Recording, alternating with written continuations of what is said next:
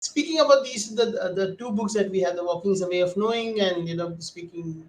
So we see a very there's a transition in the first one, Walking is a Way of Knowing. It's about more about human interactions, more Mm. Yes. more about the story of the Kadar people, Hmm. and speaking to an elephant is more about the fauna that is there in the jungle, and you have the leopards, the tortoise, the hornbill that is there, part of that Yes. thing.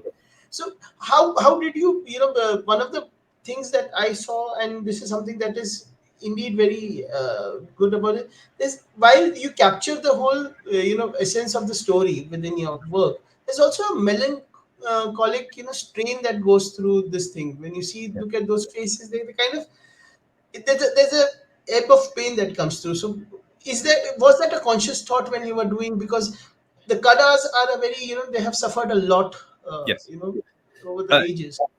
yeah. Yes. Yes. It was. It was. It was. It was. I mean, I'm glad it came through in the drawings. I, from speaking to the authors, and speaking to people at Tara as well, their ways of life are being eroded.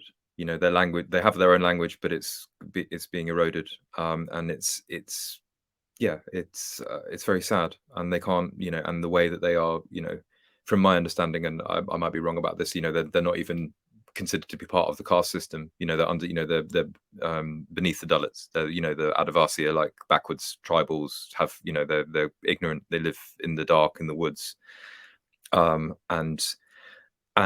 it is a horror and an oppression that's repeated all over the world when it comes to indigenous tribes. So the Aborigine people in Australia, the First Nation peoples of Canada. Here in Europe, we have the Sampai, who were in Lapland and were forcibly sterilized by the Swedish government. So there is a melancholy in it, which sort of runs through it from that perspective.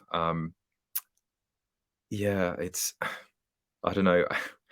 I was reading about how there's been like massive coal deposits found underneath those forests now as well. So I'm just like, how long can they stay there? And also, I can't remember the name. You probably know more than I do, but there's an act in India which is to do with like maintaining like Forest local. rights, yeah, the Forest Yeah. Rights Act. Yes, the Forest Rights Act. Yeah, but it's to do with like maintaining local indigenous knowledge of like how to maintain the forest, like doing forest burnings and as a way to sort of maintain that. And it's like the Kadar have this very specialized knowledge which people come to them for.